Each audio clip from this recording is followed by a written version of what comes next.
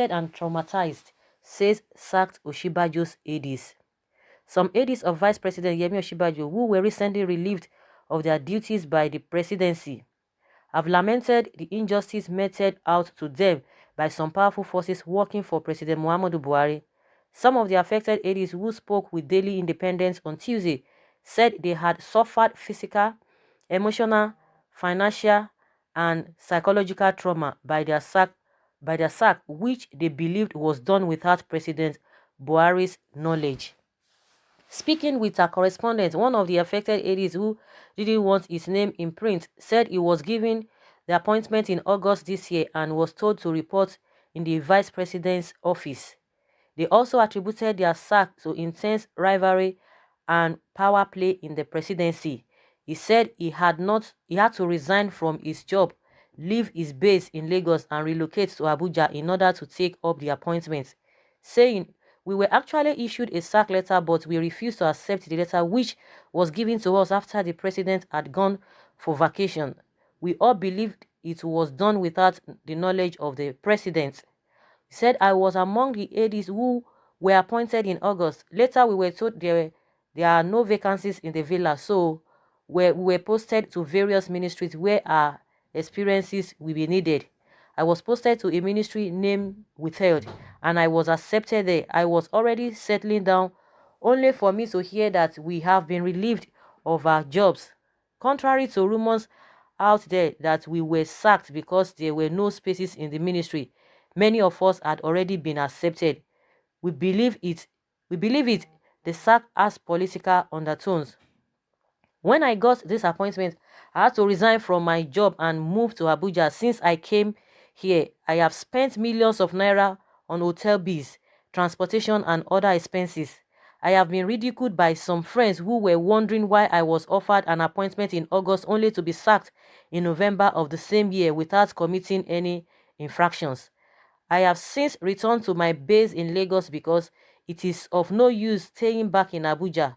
Hotels in Abuja are very expensive and cost of living is very high. I will only return after the issue has been resolved. I am a staunch member of the APC, and I worked vigorously for the success of the party in 2015 and the 2019 general elections. This is definitely not a good way to reward me," he said.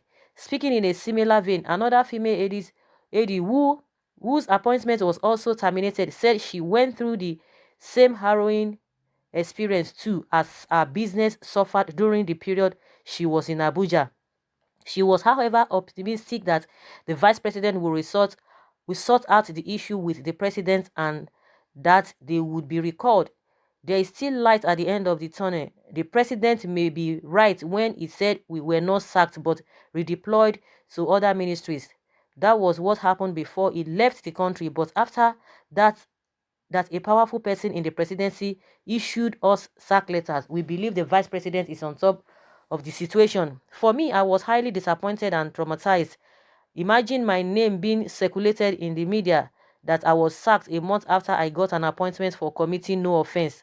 I have also spent a lot of money while my businesses have suffered since I moved to Abuja. Many of us believe that justice will prevail in the end." Shortly after he returned from his private visit to London, President Muhammadu Buhari explained why 35 of Osinbajo's aides were sacked. Fielding questions from the State House correspondent at the presidential wing of the Nnamdi Azikiwe International Airport, Abuja, shortly after his arrival from London on Friday night, President Buhari described as unfortunate the rumor that the aides were sacked due to political and ethnic reasons. They said 35 people were sacked in the vice president's office. "We just created some ministries and we recognized and reorganized, and people are giving it ethnic and political dimensions. It is unfortunate," the president said.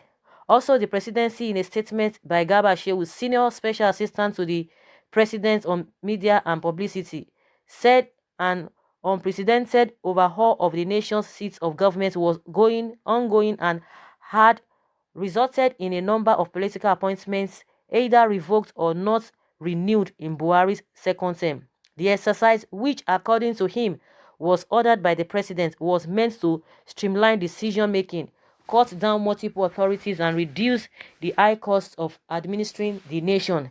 It is also an appropriate response to the general perception that the presidency has an oversized and bloated workforce, which acts as a drag on efficiency, he had said.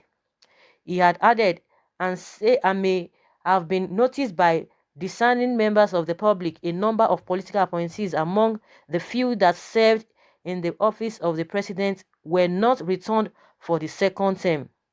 The office of the Vice President, His Excellency Yemi Osinbajo, has, in compliance with the directive of the President, equally been shared of a number of such appointees. In carrying out these exercises, the overriding objective is to save taxpayer money and deliver needed service to the public. As far as the president is concerned, there is no scope for an excuse for administration after getting a huge mandate to run the country for 4 more years.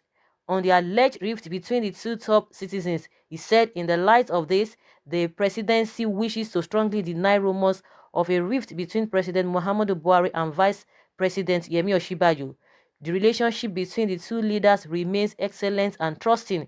Together, they will script a glorious future for the nation. The media reports of a sad relationship and originating from the minds and mouth of mischief makers who are desperate for entertaining stories from the Aso Rock Villa with which to titillate the public. So, guys, we've heard from the aides of Vice President Yemi Osinbajo, the ones that were sacked. They were able to give accounts of what really happened. Of course, they are trying not to allow their names to be mentioned. But the question is that who is fooling who? Who is fooling who? The president said different thing. The spokesperson said the same different thing, and we are hearing different thing. Even the president trying to justify it, oh, it was not based on ethnicity and all of that. But since he came, going to 2 weeks now, since he came back, so is it not enough to have called those people back, or the person or the so-called cabal that sacked this ADs? Is it not time for them to find those people or to even punish them? It's going to be swept under the carpet. In my opinion, they are all playing to the gallery. They are all deceiving themselves. So who is fooling who? They are just deceiving themselves. They are deceiving themselves. At the end of the day, they will say, oh, it is the work of the mischief makers. So the accounts or the narration from these ADs, so what are we going to say? So are they going to tell us those ones are the mischief makers?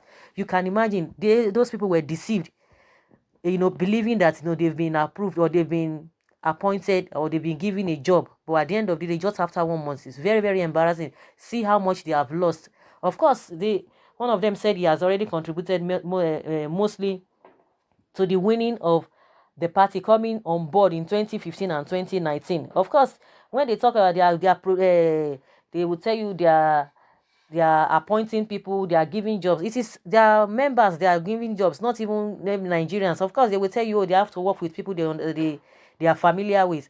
So when you hear all of those things, you say, they are giving them jobs. It is just within the party. And the same thing, applies to all these senators. They will tell you, oh, consistency allow project of a thing. They are trying to empower people. They will select some few, most especially their members, their party members.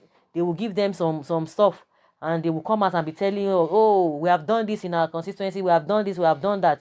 How many people are supposed to benefit? Are you not supposed to do something that everybody, whether they are from your party or not from your party, in as much you won from that constituency, whatever you are going to do should be for the betterment of everybody. So, but that being said, there's this back and forth in all of these things, but Nigerians know that they are just trying to deceive themselves. We have cabal in that place, and they are the one doing all of these things. But let the vice president, of course, he's not going to say anything. He knows what is happening in that Asu Villa. He wouldn't want to say anything. He's just playing to the gallery, but everybody knows what is happening. They can't just come and deceive us. But they are fooling. Who is not fooling each other? Who is fooling who? That is the question. Who is fooling who? Someone says Nigeria is full of cowards, or how else should a people suffering sack and dehumanization from loss of job be defending a president who has already come out openly to justify why he sacked the aides of his vice president? You can imagine. with all of this, he say, oh, the president is going to do something about it. Like I said, since he came back, is it not enough for him to have, come up with something that I did not sign for people to be sacked? In as much the spokesperson of the president said what the president had sent him, it was the mind of the president that Garba Shehu talked about. But the president came and deceiving everybody that, oh, they were redeployed. So what happened since he came back? What has he done about it? And they are still saying, oh, the vice president is on top of the situation. He's going to talk to the president on what? If something of that nature happened, and it was the vice president that's supposed to even inform his aides, oh, these are the things going on. Even the vice president didn't even know what happened. He just heard on the pages of the newspaper that his aides were sacked. You can imagine. And they are still defending the same aides, or the same people are still saying, oh, the vice president is on top of the job, or on top of the game, trying to speak with the president. For how long? Who is fooling who? That is the question. Who is fooling who? Someone says, what a job. What job are you really doing there? Our children with master and PhD are at home without jobs. Why only the families of the politicians or are collecting free political money? To hell with you, with all of you. Just like I said, it is them. They will just fix jobs for themselves. They will say, oh, they have employed people, they have created jobs, they've created employment. I wonder why these people were lying when they initially claimed that they were not sacked and nobody gave them any letter. Be deceiving and deceiving yourself, the president or situation, thinking you will be recalled. You just be there sugarcoating the president, and you just be there. Nothing will happen. Of course, since they have other things to do, they just need to go back and do the needful.